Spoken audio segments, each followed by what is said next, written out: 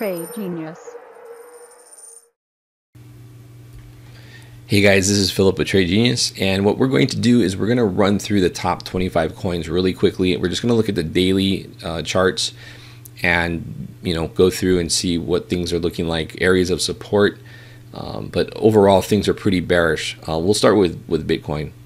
So Bitcoin came up and looked like it was ready for blast off. We had inverse head and shoulders, which is bullish, cup and handle formation, bullish, and right where it was ready to take off, break that 11,700 level, it couldn't break through and sold back off. So this buy zone is still in play. But essentially what we don't want to see is this buy zone break, because if this buy zone breaks, that puts this prior low of 5,900, let's say, back in play. And believe it or not, we have a fib extension all the way down to 2564. That's off of this bear fib zone up here, and I've had that up ever since we've made this bottom, and so that's technically, from a technical analysis perspective, that's still a fib target that's in play. Getting back above this level is going to nullify that in my book, but right now all eyes are on this level. So this is 8,800 down to 8,100, and if that holds and this bounces back up, the fib target for this current swing move is going to be 13,167. But again, nothing's going to happen for the bulls. Nothing good's going to happen south of 11,700. We got to get back above that. So right now, bears are in control. There's been, the recent bad news that's come out, more FUD. I think the big thing on everyone's mind is this guy, the trustee for Mt. Gox. He's liquidated 40,000 Bitcoin. I think he's got another 160,000 more to liquidate. Dumping it on the market isn't the most efficient way to do that. You usually want to try and do that OTC style, over the counter or private sale, and much more efficient way of getting a better dollar cost average. Just dumping on the market, as I showed you guys in the prior video, he's probably doing himself and the creditors a disservice. So it would be interesting to see if the news comes out that they find a buyer off the exchange and a private sale. So we'll see how that shakes out. But right now, bears are in control. We do have a lot of volume coming in on this level, which is a bullish sign. I like to see bottoms. They typically will signify our volume. I like to see that when we do make moves down, kind of, that's typically hand in hand with trying to put in a bottom. But again, I think any moves up are going to get faded on Bitcoin for the time being. Long-term accumulation, it's fine to accumulate long-term. I think this trajectory still is going to be more or less the path this year. But make no mistake, we have a cross back over on the 4-hour, and that's bearish. When they cross over like you saw here, that was the final flush on this move down. We had a crossover here, which kept us underwater for a bit, and then we crossed back up. But as you can see, we're completing fib targets here, and now we're really going to get into some very interesting areas here with this buy zone. So Ethereum and Litecoin are very similar. I'll look at Ethereum. Problem with Ethereum right now is just this SEC uncertainty, because if a lot of these ICOs, people got money locked up in these ICOs and SEC deems them illegal, there's a lot of offloading that can happen, and so Ethereum could be under a lot of pressure. I would I take a wait and see approach at this point with Ethereum, but we've broken this. This is actually weaker right now than Bitcoin, because it's broken its buy zone, and so these downside targets 397, 351, those are in play, and that's Ethereum. Litecoin, Litecoin just keeps wanting to come back to these support levels every time it pops. So right now, Litecoin has a downside, believe it or not, downside fib target that's technically in play of $24.73. I don't think it's going to get down there. I think you're going to probably get a nice bounce again off this 100 level if we get down there. Definitely would be a spot to go long LTC USD. And then below that, you have the longer term trend line that's really been holding this trajectory. So that's basically would be some value areas to look at getting loading up on Litecoin. Okay, so let's look at Ripple next. Ripple on the daily is on a descending wedge. So the way I remember that video I showed you guys, you measure the breakout. So if you get a breakout of this, this is going to be like your measured moves for your target. If, for example, it broke out here, would be your target would be somewhere around this 0.00012 level. All right, but I would wait for this wedge to break up.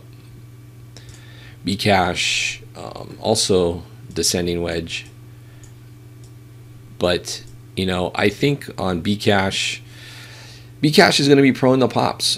You know, it's going to get pumped. When it gets pumped is another question. But here's what I would say.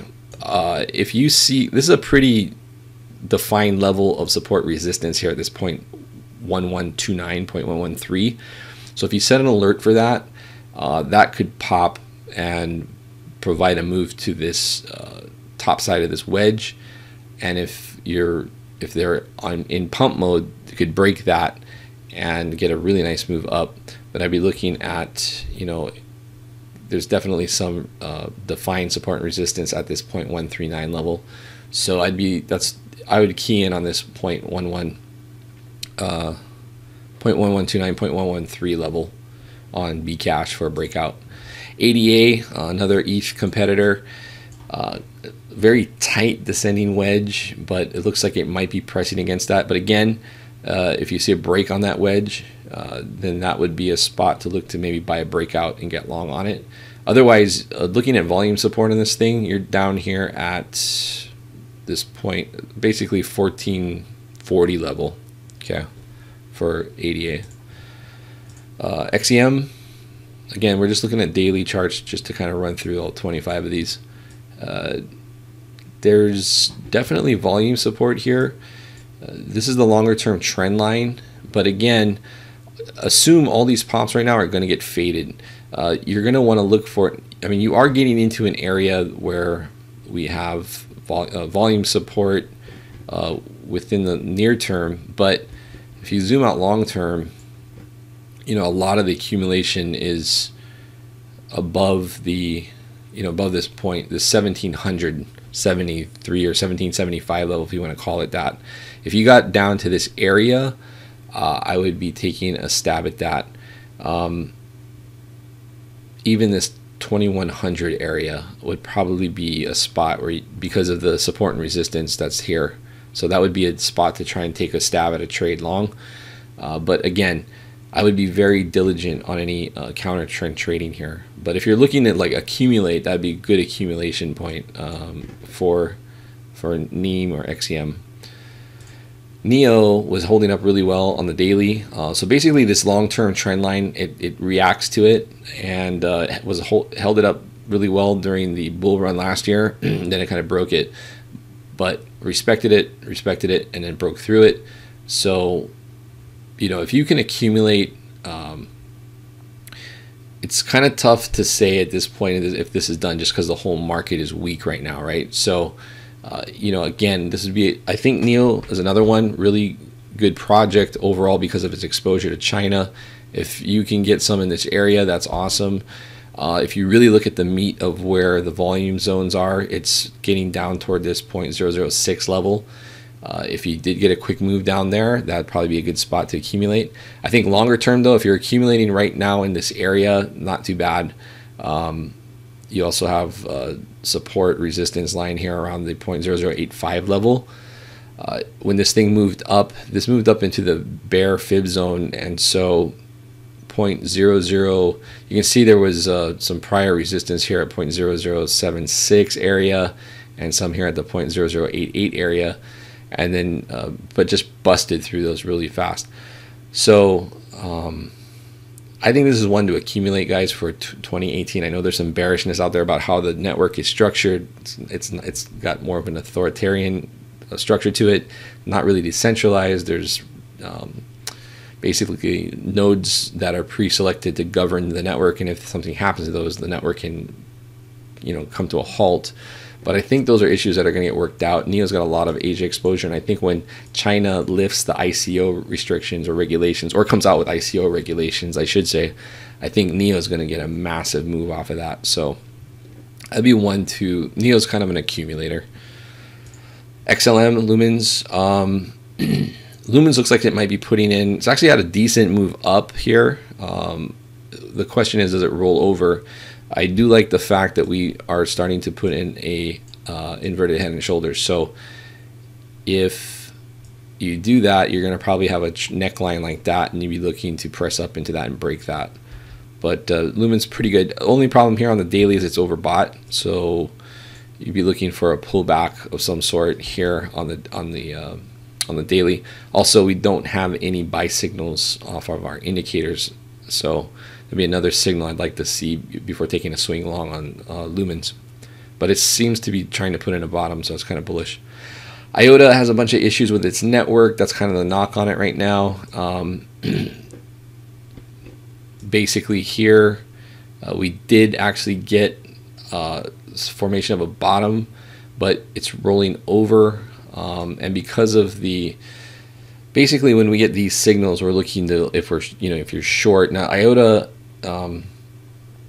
isn't easily shortable, so basically with IOTA, I would say the strategy on that is just wait for something look like a inverse head and shoulders or something like that to be put in. We are getting oversold, but IOTA is one of those where I'd like to see a bottom get put in, just because of you haven't really seen.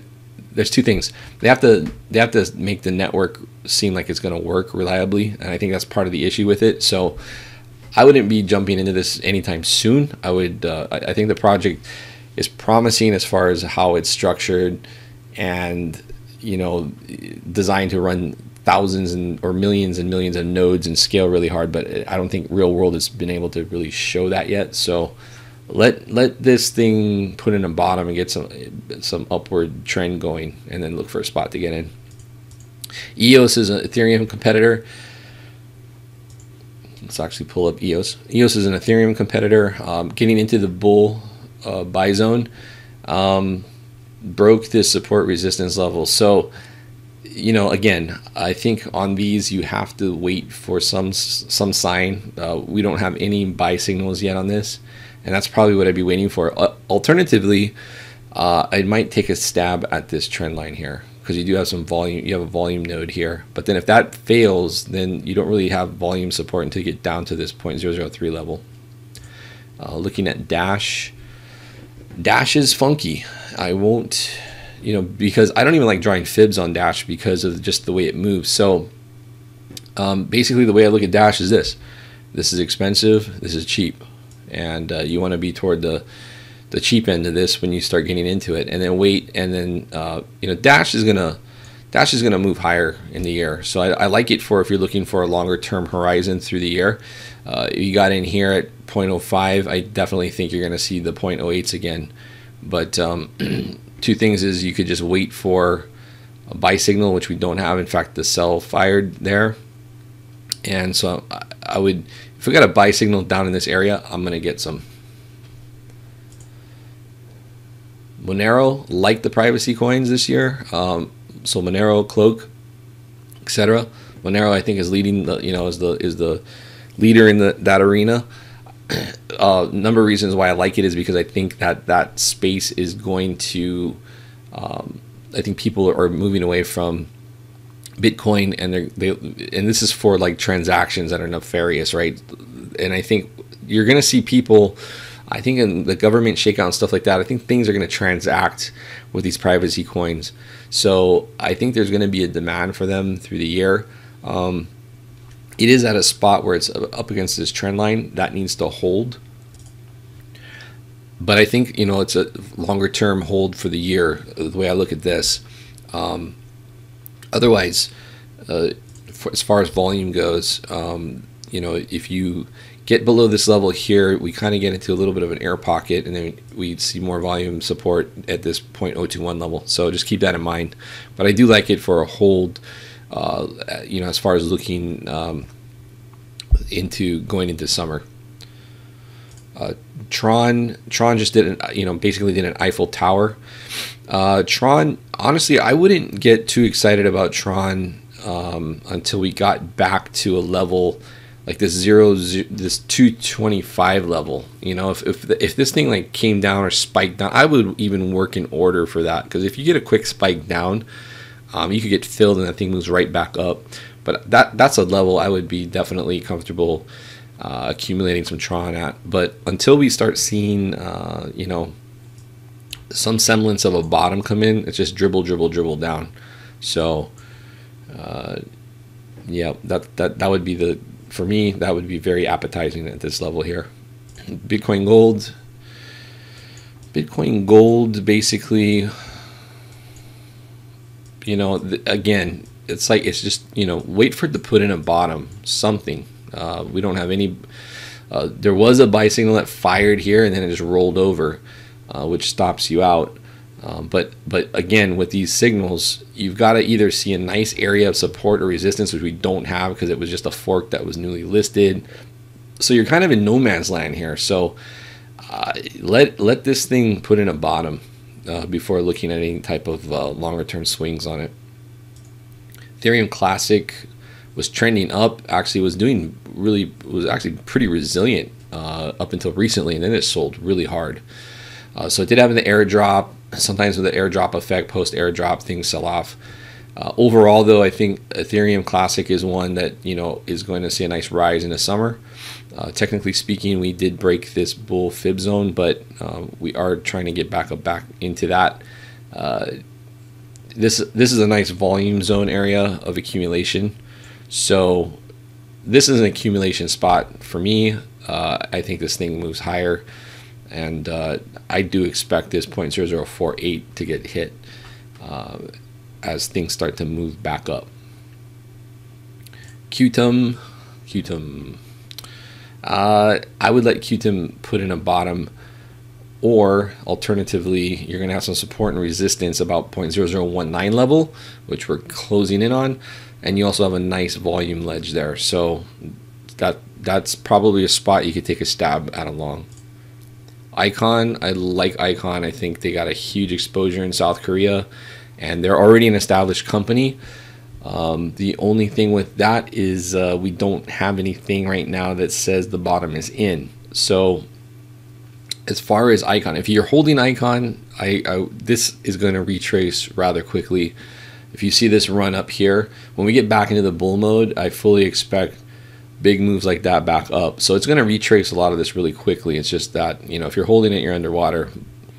And then on the way back up, you'd be looking for potential areas of resistance. So if we were just to say this was the bottom, let's just say it was put in now, you're then wanting to see it clear this 0.00067 level, and that would signify bulls are back in control.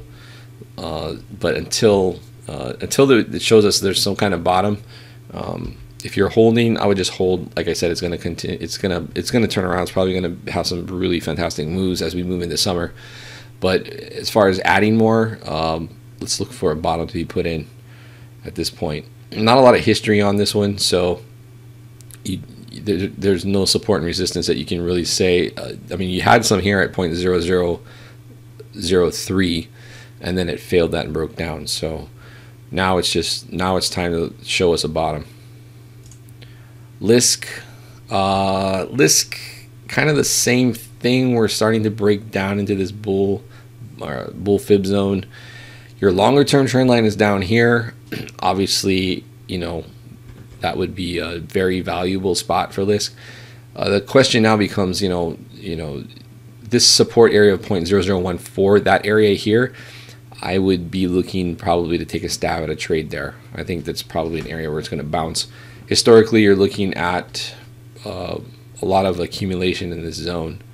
So as you enter into it, you can see there was a bounce, came up to the shorter term trend line, or moving average. This is the weighted moving average, 25 period. This weighted moving average up here is, I'm sorry, that's 20 period moving average. Pink line is a weighted moving average of 65. But as you can see, it went up, tagged that, came back down. A lot of times you'll see that on downtrends. But again, you're starting to get into areas where a lot of accumulation, a lot of trading has taken place. So I think that's why you saw an initial bounce here. But the next area of support, like I said, would be around that 0.0014 level. OMG, I like OMG. OMG is going higher this year, so it's a matter of, you know, accumulation type coin in my book. You're at a level of support here at 0.0014 ish, and you know, essentially what you're looking at now is this. This is basically the bull fib zone here. So if you're going to get a pullback, this would be the looking to buy. You know, this point, you got a volume node here. So I think, you know, and you also have support and resistance around here. So, you know, when you start getting down to this 0.0011 area, anywhere in there, I think that's a great value for it if it even does get down there. But right now it's kind of sitting on support. Okay, if that does break, then I would say that 0.0011 level, any in that range, would come into play for the next area to look to accumulate more. But this is when I looked at the, you know, OMG is a kind of an accumulation play for the course of the year. Zcash, Zcash is, you know, like Bitcoin, tried to put in a head and shoulders, inverse head and shoulders, and that has not transpired. Well, actually it did transpire. It actually did break out of that, but now it's given up the goose and has just steadily sold off, which is, you know, the steady selling similar to what we saw as we got toward the bottom of the alt market in October, November, and then we saw a quick reversal. And so when these things do turn around, they're going to retrace large portions of these moves. So, but I would wait for a signal, like a long signal on this before gaining long. But I definitely think Zcash will probably see higher highs, you know, into summer. So, but right now you are entering an area of support. If that does break, then you have to zoom back out and kind of look at, you know, on, this is Bittrex. It hasn't, you know, there is no, you know, once you start breaking down this level where it's right upon right now, then you're looking at, you know, what are the prior lows? Then you have a prior low of 0.023. So because that is in play, I'm a little bit leery of taking a long position until it shows us, because see, a large amount of accumulation is in this area above and it's passed through that. So at this point I'd want to see a bottom put in, you know, inverse head and shoulders clearly on the daily before trying to take a move higher. So that's Zcash. Stratis is heading toward this long-term trend line, and those will typically provide an area that you can, and as you can see, it's been a lot of activity. This is the prior bottom, so taking a stab at Stratis, I'm sorry, at this 0.00056 level ish, that would be a spot that you could speculate on a bounce. But again, if the overall market continues to be bearish, it's going to go through those levels. So be very diligent on your stops if you're looking to swing trade. If you're looking to accumulate, it's probably not a bad spot to accumulate. Binance Coin, I like Binance Coin because the exchange is just a monster, and you're incentivized to use the coin because of the reduced trading fees. We are in a descending wedge. So if you wanted to try and take a speculative stab, it would be against this trend line here at 0.0008329. And if you rode that up to this upper trend line, that'd be a good spot. If it broke out of that, out of the wedge, then you're in business, because basically, again, like how we measure the wedges, right? So your target would be, let's just say if it bounced and came up and broke out at this point, your upside target off that measured move out of the wedge would be 0.0011. Okay, but I think Binance Coin is going to move higher than that through the course of the year. I like it as an accumulation type play for a longer term swing, but it is a longer term hold. Then last one on our list, VeChain. This one I'm going to say, you know, we basically have sell signals firing. So we're in a sell condition. I, again, would be looking for, you don't have a lot of history here on this thing, and there's not a lot of volume buildup on any particular level, so it's got to show us a bottom first. you could potentially be seeing a longer term head and shoulders being formed. That's possible. And if that's the case, what you'll see is this trend line will break, and you would be looking to play a break of that trend line. And this is on the daily. That's what I'd be looking at for VeChain. So that's just the environment we're in right now, but we'll monitor that, and we'll be noting the changes in attitude in the crypto space. All right, guys, thanks for watching. Really appreciate it. Please hit like and subscribe. Helps us out a bunch. And we'll see you on the next video. Take care.